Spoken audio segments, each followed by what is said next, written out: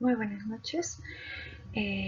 Soy la doctora Ivy Catiboyo Rivera, médico residente de segundo año de la especialidad de Medicina Física y Rehabilitación. Y el día de hoy vamos a estar hablando acerca del calzado de los bebés y de los niños, ¿no? Vamos a aprender qué calzado pueden usar los bebés y los niños. Entonces, el objetivo de esta charla va a ser responder a una pregunta que muchos papás nos hacen en consulta cuando nos dicen, doctor, ¿qué calzado debe de usar mi bebé? ¿O qué calzado debe usar mi hijo? Entonces, lo primero que tenemos que saber es que los pies de los niños no son una versión en miniatura de los pies de los adultos, ¿no? Los pies de los niños tienen sus propias características y tampoco es lo mismo el pie de un bebé que el pie de un niño de 5 a 6 años. Son totalmente diferentes, ¿no? Entonces, estar comprando zapatos o tratando de imitar que los bebés se pongan zapatos parecidos a los de un adulto puede ser contraproducente para el desarrollo de los pies de los niños. Lo otro que debemos de tener en cuenta de forma general, ¿no?, es que el pie no ha nacido para ser calzado. ¿Qué quiere decir esto? El hombre viene recorriendo la historia el mayor tiempo descalzo. Nuestros pies están genéticamente programados para caminar descalzo, ¿no? Y es la forma más fisiológica de cómo se fortalece toda la musculatura de los pies cuando las personas, bueno, caminamos descalzo, ¿no? Entonces eso es lo que quiere decir en esa diapositiva: el pie no ha nacido para ser calzado. Entonces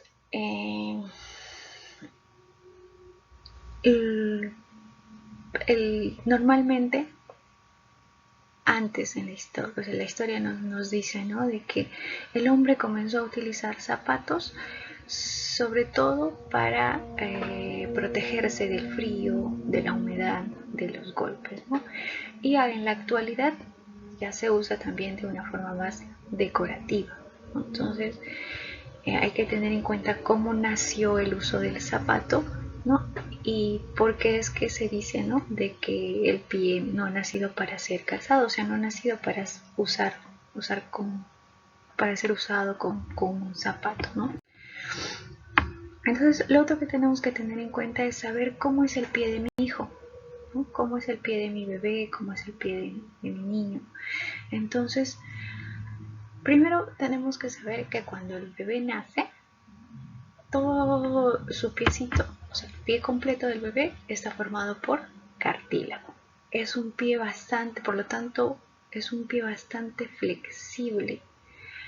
Tiene abundante grasa subcutánea, ¿no? Por eso es que es un pie rechonchito.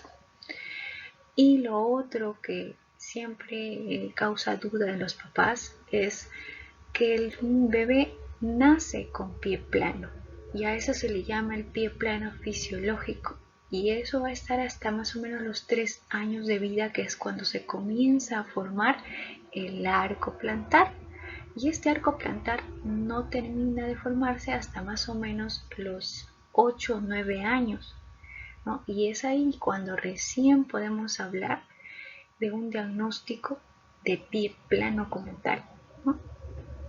Entonces, después de los 3 años se comienza a formar el arco plantar, y de forma general el pie ya alcanza la madurez completa alrededor de los 18 años, ¿no? Es un pie adulto. Entonces, esas son las características del pie, ¿no? Cómo va, las características más importantes. Entonces, vamos a responder la primera pregunta. Calzado para mi bebé, zapato para mi bebé. Mi bebé debe usar zapatos. No es necesario. No es necesario que el bebé use zapatos. ¿Por qué? porque ya dijimos que el zapato, o mejor dicho, lo que se quiera usar a esta edad en los pies van a tener meramente una función de protección para el frío, la humedad, los golpes, o en otros casos solamente es decorativo, ¿no? Y esa función la puede cumplir algo parecido a un zapato, porque no se puede hablar como tal como un zapato, o lo puede cumplir también unas medias. Entonces lo que se recomienda a esta edad es que los bebés usen solamente medias que los puedan proteger del frío, de la humedad, de los golpes, ¿no? Y en caso de que se quiera colocar algo decorativo parecido a un zapato, también hay que tener la precaución de que esta especie de zapato tenga que ser tenga que tener una punta redonda, cuadrada, debe de ser de un material bastante flexible, la planta, la suela, lo que vendría a ser como una suela debe ser bastante suave, lisa, de tela nada más, ¿no? Y el interior de esto debe ser totalmente suave, cómodo, sin costuras, ¿no? Entonces, preferiblemente, ¿no?, se les recomienda a los papás que los bebés no deben usar ningún tipo de zapato como tal, ¿no?, cuando están hasta los 6 meses. Solamente deberían usar mediecitas para protegerlos del frío. El calzado durante el gateo tampoco es necesario, ¿no? El gateo es sin calzado. ¿Por qué? Porque el gateo es una etapa en la que los bebés tienen que ganar fuerza, fuerza en los miembros inferiores, fuerza en los miembros superiores, fuerza en el tronco. ¿Para qué? Para que puedan iniciar la bipedestación y ya después la marcha, ¿no? Entonces, muchas veces el zapato puede, bueno, lo que se le vaya a colocar como forma de zapato puede dificultar ese desarrollo normal y esa adquisición de fuerza en los bebés, ¿no? Entonces, igual, en la etapa del gateo, que es más o menos que comienza a los 8, 9 meses, solamente va a tener una función de protección para el frío, y para el frío, los golpes, ¿no?, la humedad, y una función decorativa. Y lo mismo, en caso de que se quiera colocar alguna especie de zapato o calzado a los bebés, pero no para el gateo, sino de forma decorativa, ¿no? Nada más, pero cuando se gatea no debe de usar ningún tipo de calzado. También tienen la bibliografía nos menciona especificaciones, ¿no?, para tener cuidado con lo que se le vaya a colocar, así sea de forma decorativa, ¿no? Igual, ¿no?, te dicen que esta especie de calzado debería tener una punta redonda, cuadrada, debería ser de material flexible. Si se le va a colocar una especie de broche, debe de ser solamente con velcro, es decir, que debe ser con pega-pega nada más. Igual la suela debe ser lisa. Algunos dicen que debe ser de goma suave, otras bibliografías mencionan que solamente debe ser igual que la anterior, prácticamente de tela o muy delgada, una estructura muy delgada en la suela, ¿no? Igual en el interior del calzado debe ser suave. Cuando el niño ya está aprendiendo a caminar, aquí también se recomienda de que el zapato, lo que vaya a usar, debe ser bastante suave, flexible, y debe de permitir que el pie del niño dentro tenga mucha libertad de movimiento. Para algunos autores a esta edad todavía lo que se le vaya a colocar a los pies también tienen una función principal de protección al frío de las superficies y en caso decorativo, ¿no?, más que le sirva para caminar. La función principal es esta. Sin embargo, hay otros autores que sí consideran que bueno, se le debe de colocar un zapato a los niños más o menos a esta edad. Entonces,